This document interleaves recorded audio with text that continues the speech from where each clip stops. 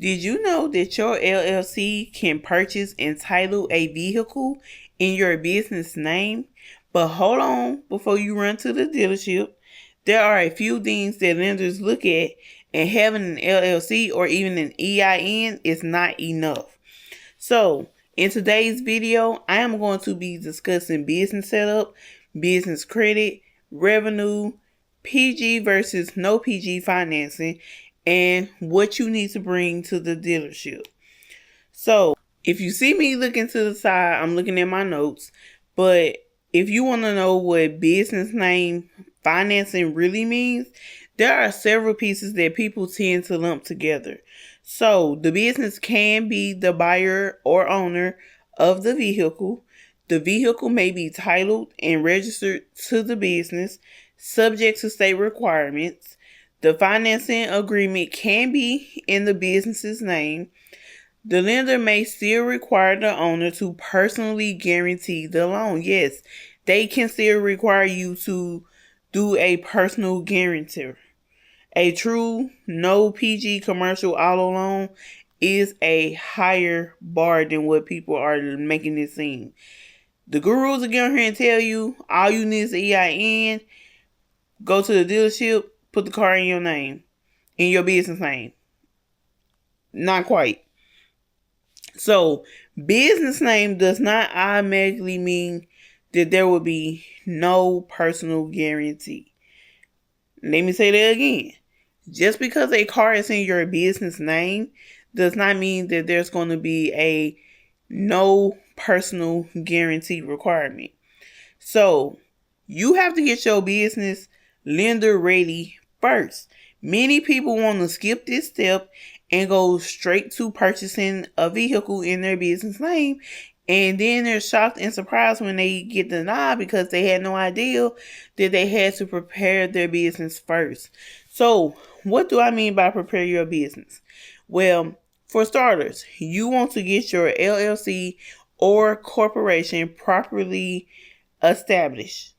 You need an EIN. You also need a business bank account.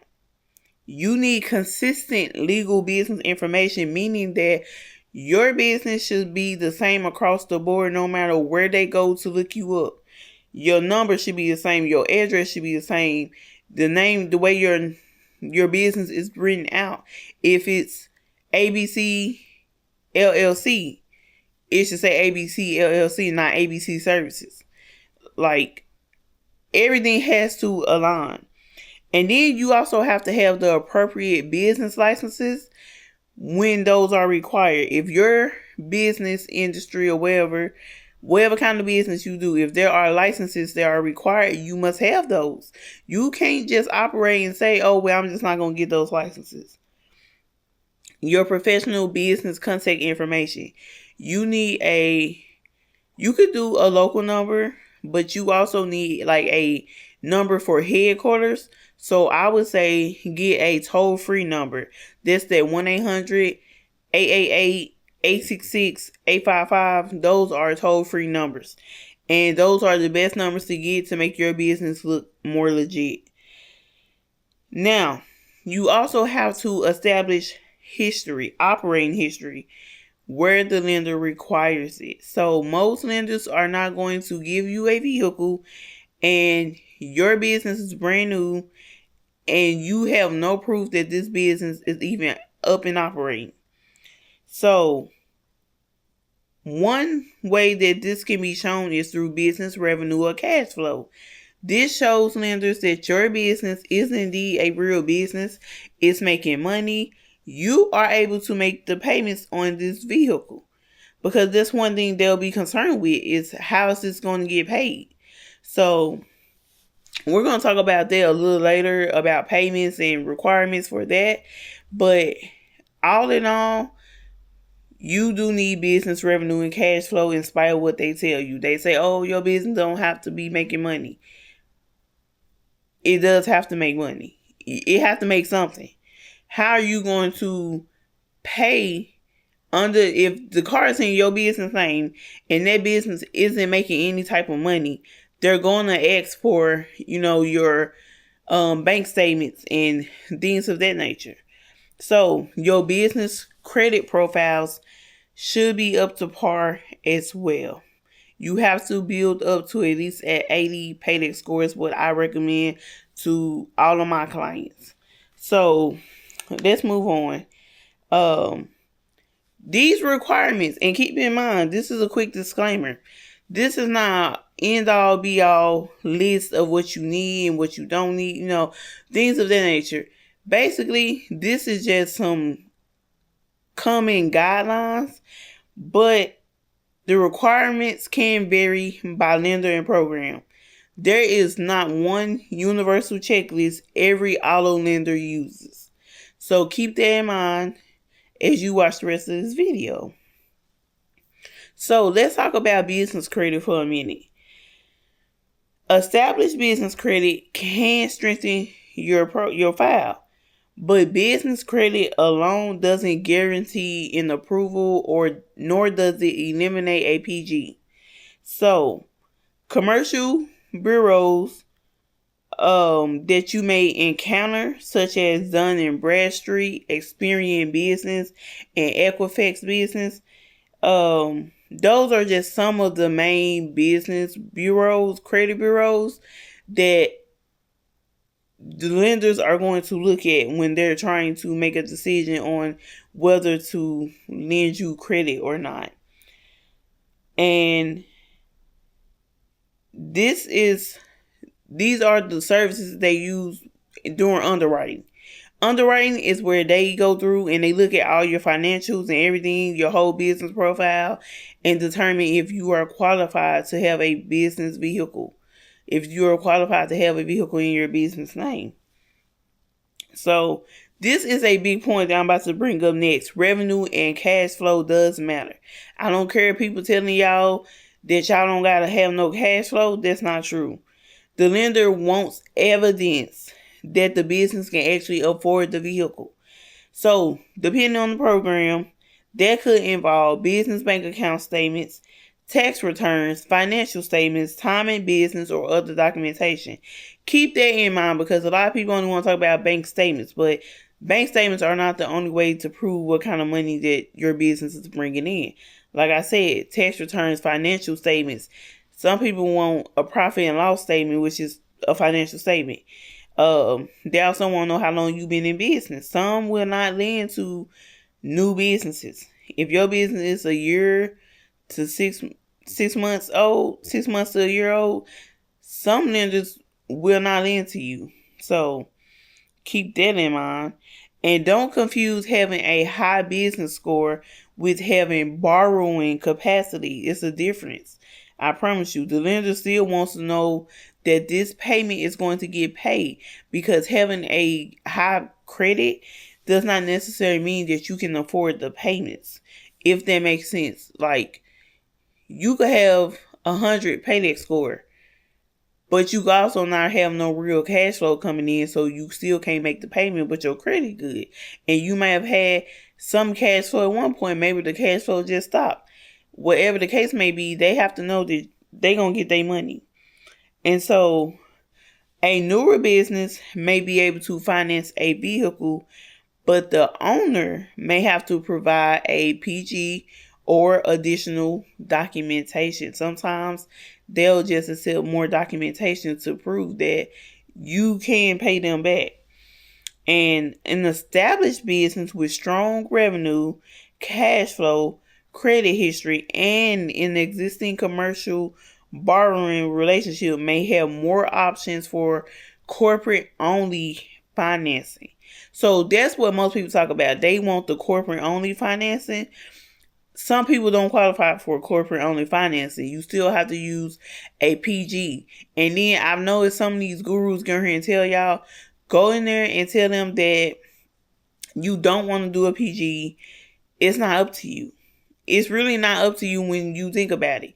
Because if they want you to do a personal guarantee and you refuse, they're going to refuse you the vehicle. They're just all too, and they have that right.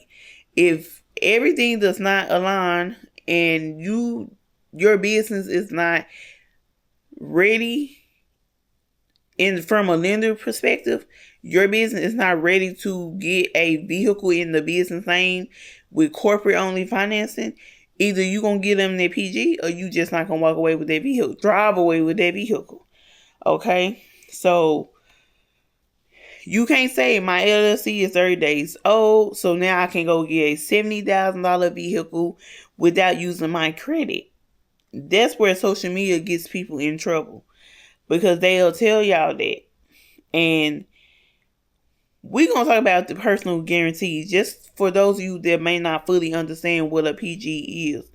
With PG, the business is the one borrowing, but the owner personally guarantees payment, right?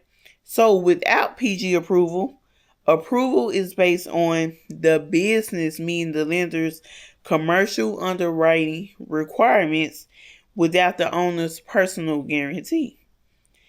And no PG programs, they generally require a stronger business profile overall, not just credit, not just cash flow. Like, it all has to come together to connect the dots. And then let's talk about choosing the right vehicle, because you cannot have a certain amount of cash flow and think that you're going to, like, you can have a small amount of cash flow and then you think you're going to go get a Lamborghini, like, and you only make like $10,000 a year from your business. Like, that just don't add up. So you have to genuinely connect to business operations. Like, the vehicle has to make sense for what you do and what you need the vehicle for. Yes, you do have to have a need for a vehicle most of the time before lenders will even give it to you. Like, if you're in the business where a business vehicle is not necessary because you can do everything from home, or, things of that nature, sometimes that makes a difference, sometimes it doesn't. It just depends on the lender. Like I said, this is a disclaimer. Take it with a grain of salt, if you will. Every lender is different. You may have went to the lender, so y'all don't come in my comments talking about, I went to the lender, they didn't ask for all that. Cool. That's your situation. That's not everybody's situation. I'm talking in general to those that are just wondering how they can go about getting a vehicle in their business name. And I'm also here to be honest, because I'm always going to be transparent. I'm always going to keep it real on this channel. I'm never going to sugarcoat and tell y'all, all you need is an EIN. Run and go get that vehicle in your business name, because it don't work like that for real. At least not for most people. So the difference between buying a vehicle generally connected to business operations versus trying to put a personal vehicle into an LLC solely because someone online said it creates a tax loophole. Yeah, let's get into that. Passenger vehicles, work trucks, vans, fleet vehicles, and specialty commercial vehicles can be treated differently by lenders. Keep in mind that your purpose for going after this vehicle has to be clear. When the lenders ask you, what would be the purpose of this vehicle? What would this vehicle be used for? Do not lie. Don't say it's going to be for business and you really just using it for personal reasons. Like, just be straightforward with it. Because the thing is, they really just want to know that they're going to get their money back when they loan it to you. It's no reason to lie. Okay, so when you are ready to apply, I'm not going to spend too much time on this. We're going to go through this fairly quickly. My camera finna die. So some commonly requested documentation can include your EIN and formation documents, your business address and contact information, your owner, officer identification, business bank statements, proof of revenue or financial information, personal information if APG is required. And so don't automatically let the dealership run your personal credit. This would make a great, this is a great time to know why you are getting your credit ran. So depending on which financing you're applying for, know what the requirements are before you even let them run your credit. Because it's pointless if they run your credit knowing that you are not going to get approved anyway because you don't qualify. So you can ask, is this a commercial auto loan?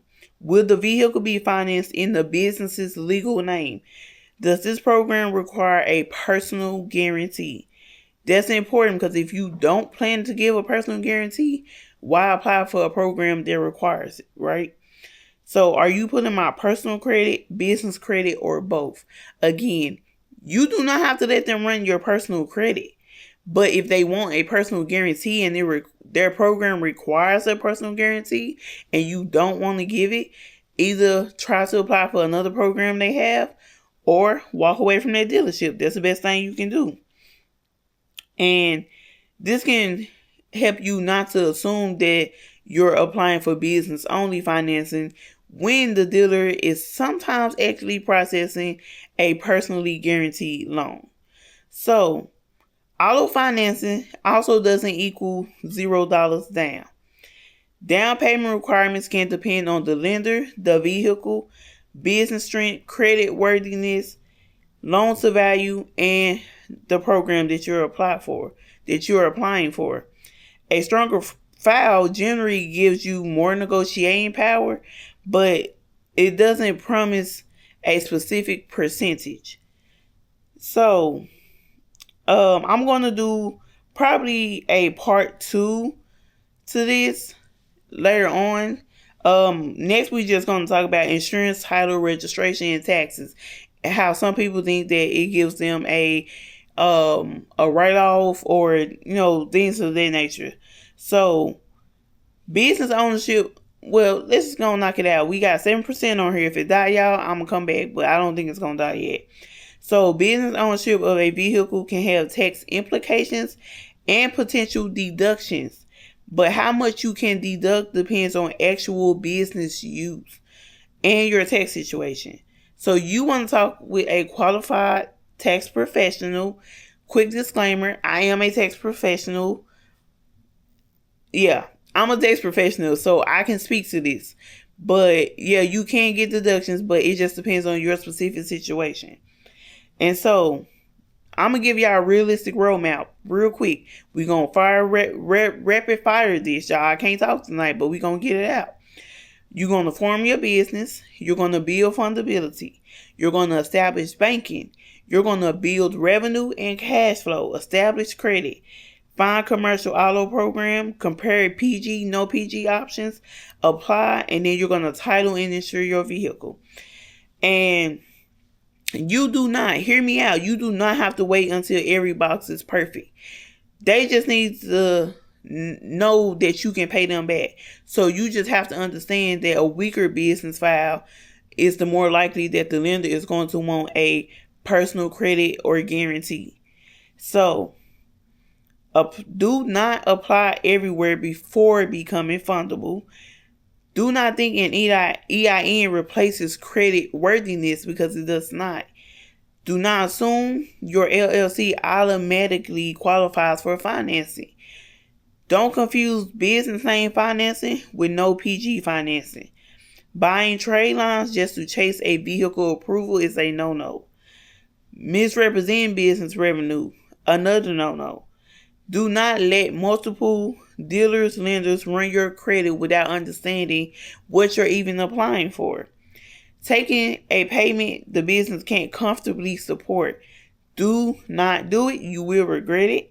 And they will come repo your car just because it's in your business name. Y'all don't mistakenly think that they will not repo your car.